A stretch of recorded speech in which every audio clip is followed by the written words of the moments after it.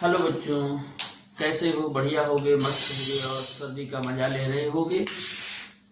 और सर्दी के मौसम में हमारी भी कुछ गर्मा गर्म फिजिक्स के साथ उठ जाइए और सुनिएगा। आज हम आपके लिए क्लास 10th के लिए पहला वीडियो लेके आए हैं। पहले पार्ट का फिजिक्स का पहला पार्ट प्रकाश का परावर्तन और अपवर्तन के लिए।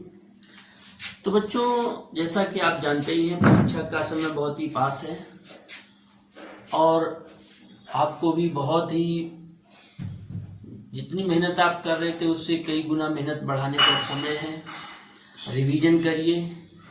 और आज हम आपके लिए पहले पार्ट के कुछ इम्पोर्टेंट क्वेश्चंस फिजिक्स के लेके आए हैं और ज़्यादा बहुत गहराई में ना जाते हुए हम आपको इसमें कुछ महत्वपूर्ण प्रश्नों के ही रिवीजन करवाएंगे जो आपकी परीक्षा की दृष्टि से बहुत ही इम्पोर्टेंट हैं।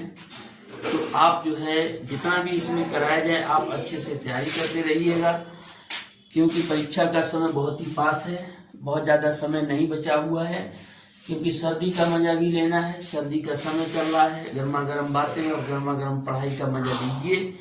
और ज़्यादा टाइम ना लेते हुए आपको बताते हैं, आज बहुत महत्वपूर्ण प्रश्न है। हम आपको बता रहे हैं कि प्रकाश का परावर्तन क्या होता है। ज़्यादा टाइम नहीं, तो आप ऐसे ही समझ लीजिए कि परावर्तन का मतलब है कि जैसे हमने किसी ऑब्जेक्ट को फेंका, दीवार पे मारा और दीवार पर मारने के बाद जैसे रिटर्न होगा उसी माध्यम में जिस दिशा से गया उसी दिशा से वापस लौटने की जो क्रिया है वो परावर्तन कहलाती है, रिफ्लेक्शन कहलाती है। अब बेटा प्रकाश पढ़ रहे हैं तो प्रकाश का तो मतलब ये है परावर्तन की क्रिया दर्पणों में होती है। परावर्तन की क्रिया किसमें होती है? दर्पणों में होती है। तो बेटा मैंने एक इसके लिए समतल दर्पण ले लिया, ये दर्पण है। अभी हमें क्या करना है? अभी ये दर्पण नहीं बल्कि कांच कहते हैं, और मैंने इसकी एक सतह पे पॉलिश कर दी, इसकी एक सतह पे पॉलिश कर दी है। अब पॉलिश जब कर दी तो यहां से एक प्रकाशित, हाँ तो मेरे बच्चों मैं ये बता रहा था कि मैंने एक ये समतल दर्पण ले लिया और दर्पण पे मैंने एक किरण आपतित की। ये किरण आ रही है बेटा, जिस बिंदु पर ये किरण टकराती है उस बिंदु को बोलते हैं आपतन बिंदु। क्या बोलते हैं? आपतन बिंदु। और जो किरण आती है उससे बोला जाता है आपतित किरण। आपतित किरण। और जो आपतन बिंदु है उसी पर हम क्या खींच लेते हैं? एक लंबवत रेखा खींच देते हैं, जिसे बोला जाता है अभिलंब, जिसे बोलते हैं अभिलंब। और जो बेटा अभिलंब खींचा है, अभिलंब आने वाली किरण के साथ जो कोण बनाता है उसे कहते हैं आपतन कोण। आपतन कोण। और जिस कोण से ये आई है रेखा उसी दिशा में वापस लौट गई। ये वापस लौट गई इस तरीके से। वापस लौटने वाली किरण को बोला जाता है परावर्तित किरण। परावर्तित किरण। और इसका कोण कहलाता है परावर्तन कोण। परावर्तन कोण। तो बेटा परावर्तन की परिभाषा हो गई, जब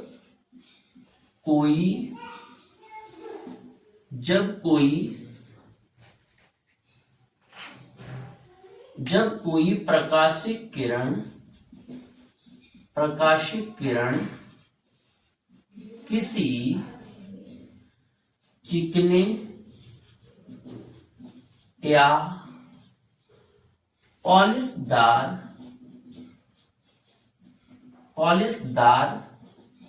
तल, ब्रैकेट लिख दो, परावर्तक तल, चिकने या पॉलिशदार तल से टकराती है तो टकराकर उसी दिशा में टकराकर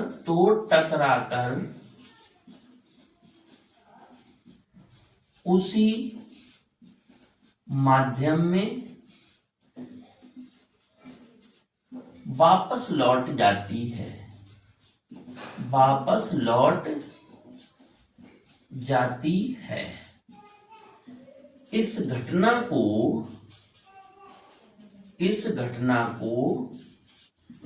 प्रकाश का परावर्तन कहते हैं, प्रकाश का परावर्तन कहते हैं। अब बेटा घटना यानी कि वापस लौटने की जो घटना है वो कहलाती है प्रकाश का परावर्तन। तो अब बेटा इसके भी दो नियम हैं परावर्तन के, तो यहां लिख देते हैं परावर्तन के नियम, परावर्तन के नियम। प्रश्न आपका यही आएगा कि परावर्तन किसे कहते हैं और परावर्तन के नियम लिखिए। तो बेटा याद रखना है परावर्तन के दो नियम हैं, परावर्तन के दो नियम हैं। नंबर 1, आपतित किरण, परावर्तित किरण और आपतन बिंदु पर अभिलंब तीनों एक ही तल में होते हैं। आपतित किरण, परावर्तित किरण और आपतन बिंदु पर अभिलंब। आपतित किरण, आपतित किरण, परावर्तित किरण, आपतित किरण, परावर्तित किरण व आपतन बिंदु पर अभिलंब तीनों एक ही तल में होते हैं। पहला। दूसरा नियम क्या है बेटा, जिस कोण से आपतित किरण आई है अभिलंब के साथ उसी कोण से वापस जाएगी। तो लिख देते हैं आपतन कोण, आपतन कोण व आपतन कोण आई व परावर्तन कोण, परावर्तन कोण आर बराबर होते हैं। दोनों कैसे होते हैं? बराबर होते हैं। तो इसे हम लोग लिख सकते कोण आई बराबर कोण आर। तो बेटा ये रहा आपका परावर्तन का नियम। अब हम अगले प्रश्न की ओर चलते हैं जिसे हम लोग कहते हैं प्रकाश का अपवर्तन। तो जो भी बच्चे हैं समझ लेते हैं।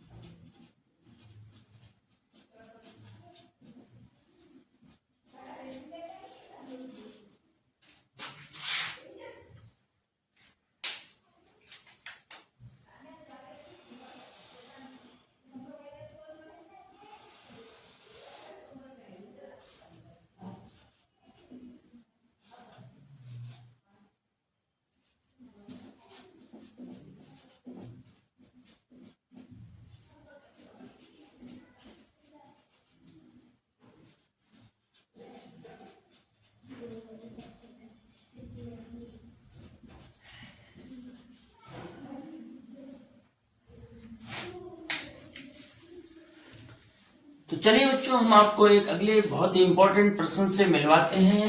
आपका प्रश्न है प्रकाश का अपवर्तन।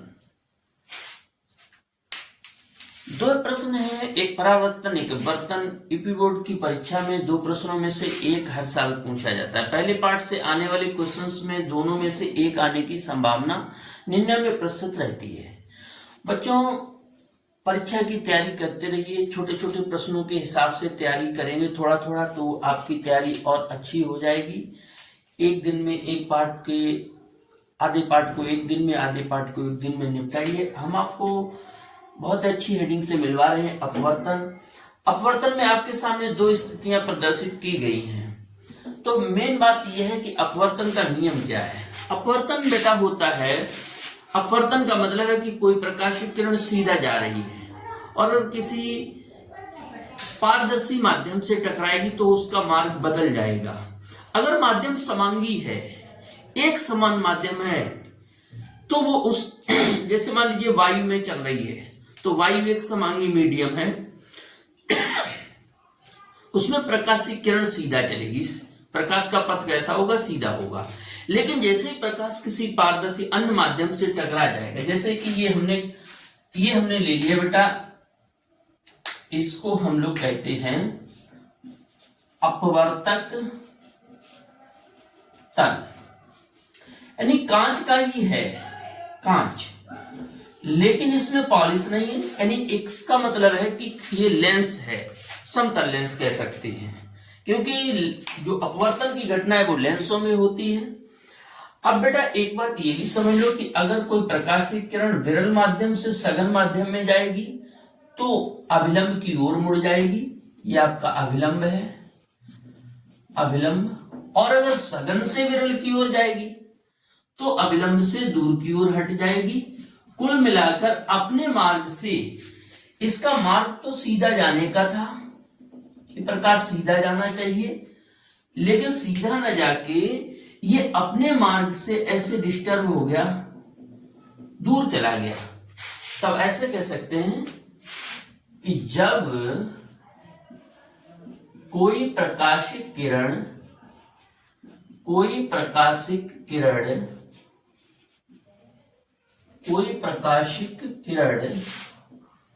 प्रकाश किरण एक माध्यम से दूसरे माध्यम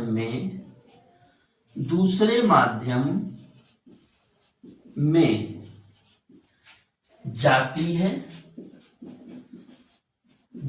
है तो अपने मार्ग से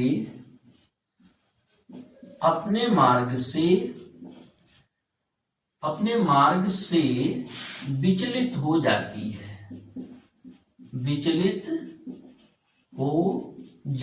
है।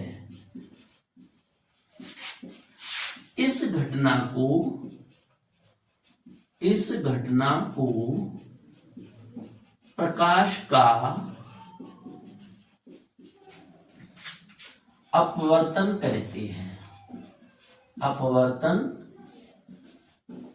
कहते हैं। यानी एक माध्यम हो गया विरल और एक माध्यम हो गया सघन। विरल से सघन में गई है तो पास आ गई, और अगर ये इसकी मूल रेखा है,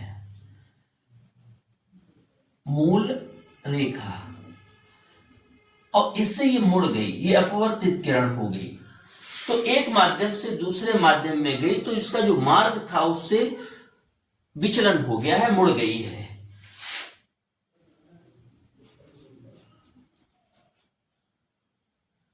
प्रकाश के अपवर्तन के नियम। तो बेटा इसके भी दो नियम हैं। पहला नियम दोनों का सेम है। पहला नियम क्या है? आपतित किरण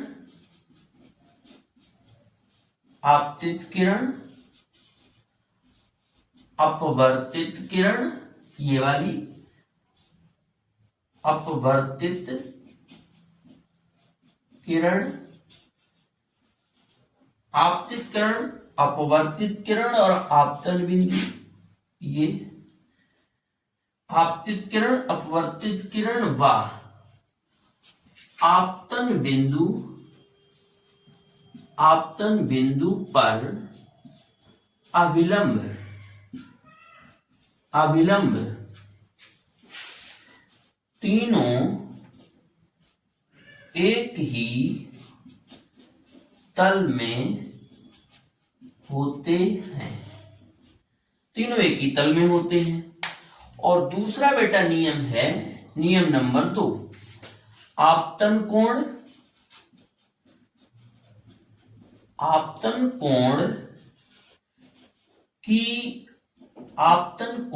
ब्रैकेट में लिख दिया आई की ज्या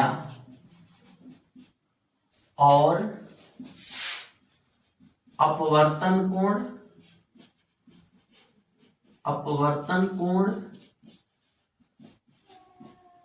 की ज्या का अनुपात